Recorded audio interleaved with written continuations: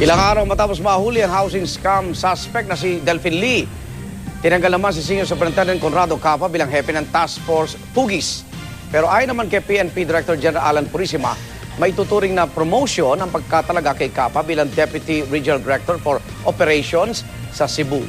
Kaugnay po niya, makakapanan natin si Senior Superintendent Conrado Capa live dito po sa Unang Balita. Magandang umaga po, Superintendent Capa. Magandang umaga, Igan, Connie, and Ivan. Morning, sir. Morning, sir. Nasa linya din po ng telepono si PNP Spokesman Chief Superintendent Riven Tudor Sindak. Good morning po. Yes, good morning, Igan, at sa lahat ng mga kasama mo dyan. Opo. Unahin ko lang po si Superintendent Capa. Kahapon sa DCWB, no, naka-live yung press ko ni PNP Chief Purisima. Yung mga tao mismo, kailangan din namin magpaliwanag, no? Sinibak ka, pero na-promote ka. So, nung naririnig mo yung sa press con, ano ba to? Nung narinig ko nga kahapon, hindi ko kasi alam yung gano'n na yung topic eh. Nang dami nagka-congratulate sa akin, ako daw mapopromote. Pero alam ko na, hindi ako mapopromote na sa Deputy for Operations sa Region 7. Alam ng buong PNP, hindi ako mapopromote doon. So, kaya ako nag-react. Bakit ganun? Bakit i-announce na ako ay ang justification for my relief is my promotion. Pero sabi ko, this is inaccurate na lang sabihin ko. So, nag-react ako. So, nung in-interview ko, then, yun na, medyo nawala na ako sa ano. Medyo masama ng aking... Pero bakit mo nasabing hindi ka mapopromote? Okay, it's like this, ano?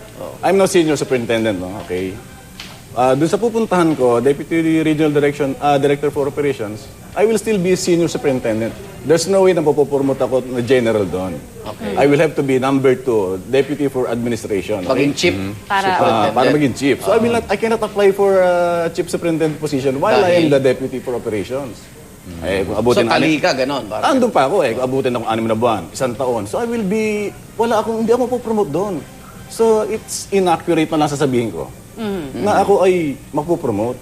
Alam ng buong PNP yan. Hindi ko matatanggap na mapopromote ako doon. So, Hindi ibig sabihin, inalis ka ng Task Force Tugis, eto na yung promotion. Tama. Iba sana kung halimbawa. Hindi automatic yun. Halimbawa sana. Okay, nirelieve ko si Senior Superintendent Capa para maging Deputy Regional Director for Administration. Yun pwede. That's promotion. Okay. Kasi yun ay general position. Okay. Right. So, magpapabloat na sana ako niyan. Hindi eh. Okay. Pero ito raw pong pagkakasibak sa inyo, magpe-pave way nga po sa promotion para stepping stone, sabi ni PNP Chief. Tama po yun. Pero kung gusto niya talaga ako i-promote, maraming vacanting position dyan, general position. Bakit hindi niya ako nilagay doon? Bakit kailangan ko pang mag-Deputy Regional Director for Operations? Hindi ko maintindihan. Kayo mismo, sir, may teorya ba kayo? Wala. Kung bakit kayo ako tinanggal sa Task Force Tugis in the first alam mo place? na, binabigla ako talaga. Hindi ko talaga alam na tatama sa akin yan. Martes ko nalaman yan eh. Advance info. So, tinanong ko nga sa isang general na tumawag sa akin ko, this is what I get for arresting Delphine Lee. Hindi niyo pa may pinaabot na 1 linggo. Hindi pa kayo tapos sa report niyo, sabi Hindi mo pa nga po ano? ang final date. Nandito yung pamilya niyo, no, sir? Opo, At nandito po. kung kayo ho ay malilipat sa Cebu, paano ang dito lang po sila dahil nag-aaral pa yung bunso ko, yung panganay ko, nagtatrabaho. So, nakiusap po ba kayo na dito na lang kayo? hindi po, ready na nga ako actually nung kahapon. I was ready to go, magpapaalam na nga sana ako kay Chief eh. Nung nakita ko may press yun, bumalik muna ako sa opisina. Then eto na, nagtawagan na yung mga kasama nyo. So doon ako nag-react. May nasagasaan ba kayo sa pagkahuli kay Delphine Lee? Hindi ko alam.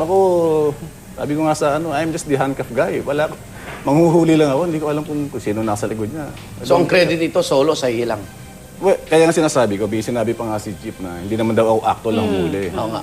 Diba? Sabi niya, of course, ako commander eh. Alam nga naman ako pang-aabang sa Show Boulevard, abang ako lahat ng sakyan ni Delphine Lee, diba? Oo. 5 team yung sinusupervise ko. So doon lalo ako nasaktan doon. Dahil, bakit po kailangan i-diminish yung participation ko dyan? I personally planned this operation.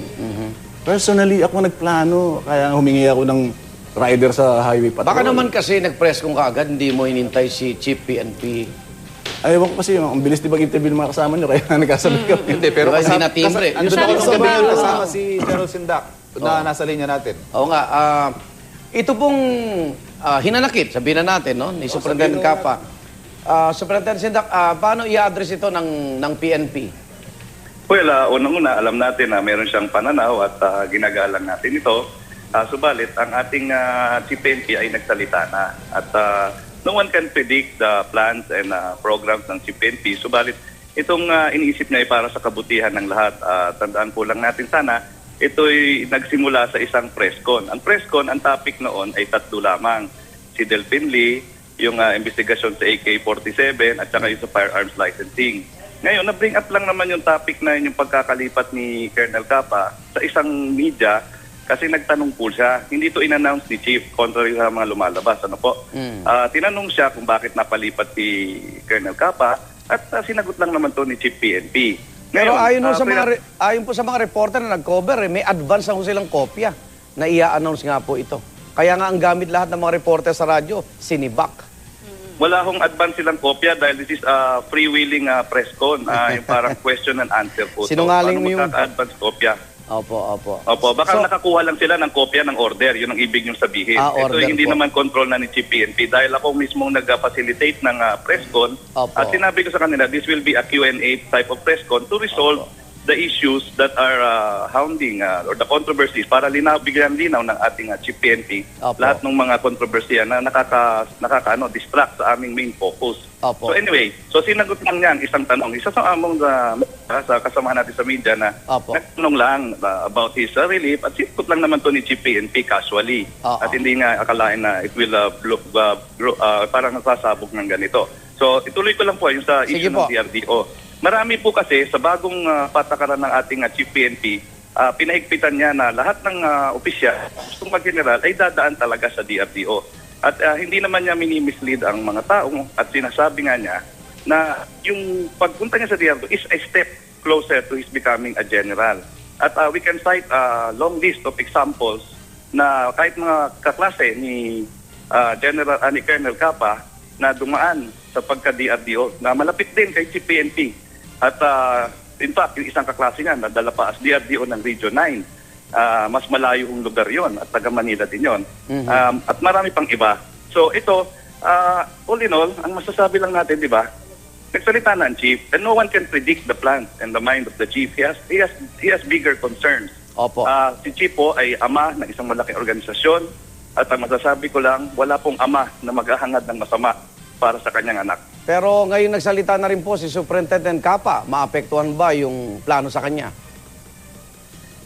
Hindi natin masasabi nga ngayon yun. Siyempre, that changes the environment at ang configuration. Basta ang masasabi lang, nagsalita na rin po ang Chief, nagsalita ni si Colonel Capa. Nasa kanila na po yun. Mag-uusap po ba silang dalawa, Superintendent Sindak?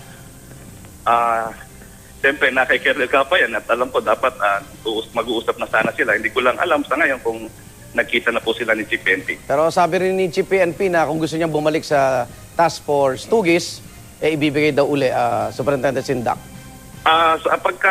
Tanong ko kay DP kagabi, Opo. pinapili nga siya kung gusto niyang bumalik ng Task Force Tugis o mag-proceed sa Region 7 at minarapat niyang dumiretso ng Region 7 at siya namang in-uphold ni Chief. Okay, maraming salamat po. Senior Opo. Superintendent, Chief Superintendent Sindak, tagapagsalita po ng PNP. At maraming salamat kay Senior Superintendent Conrado Capa, dati pong pinuno ng Task Force Sibak. Tugis pala.